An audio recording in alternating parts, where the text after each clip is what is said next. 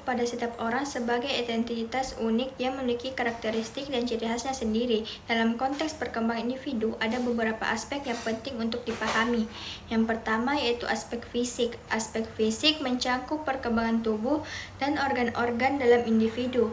Ini termasuk pertumbuhan tinggi badan, berat badan, dan perkembangan otot dan organ-organ tubuh lainnya. Yang kedua yaitu aspek kognitif. Aspek kognitif melibatkan perkembangan pikiran dan kemampuan berpikir individu. Ini mencakup perkembangan bahasa, kemampuan pemecahan masalah, dan kemampuan berpikir abstrak. Yang ketiga yaitu aspek emosional. Aspek emosional berkaitan dengan perkembangan perasaan dan emosi individu. Ini mencakup kemampuan mengenali dan mengelola emosi, serta perkembangan identitas diri dan hubungan impersonal.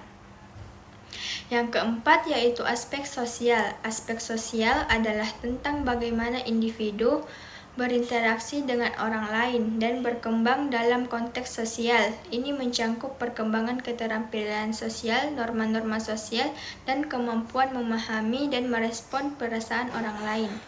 Yang kelima yaitu aspek moral dan etika.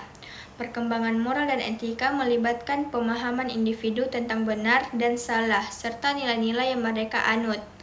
Ini sering dipengaruhi oleh budaya, agama, dan nilai-nilai keluarga. A few moments later.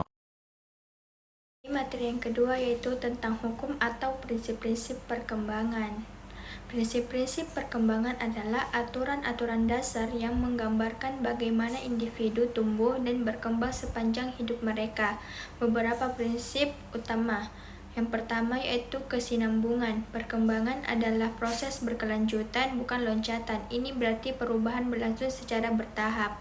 Yang kedua yaitu multidimensional. Perkembangan melibatkan berbagai aspek seperti fisik, kognitif, emosional, dan sosial. Yang ketiga yaitu individualitas. Setiap individu unik dalam perkembangan karena dipengaruhi oleh faktor-faktor pribadi dan lingkungannya. Yang keempat, pengalaman.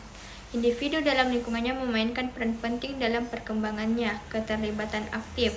Individu aktif dalam membentuk perkembangan mereka dengan membentuk pilihan dan inisiatif. Interaksi sosial. Hubungan sosial memengaruhi perkembangan sosial dan emosional. Ketergantungan antar tahap. Beberapa tahap perkembangan bergantung pada tahap sebelumnya. Adaptasi dan resiliensi. Individu memiliki kemampuan untuk beradaptasi dan menjadi tahap terhadap tantangan.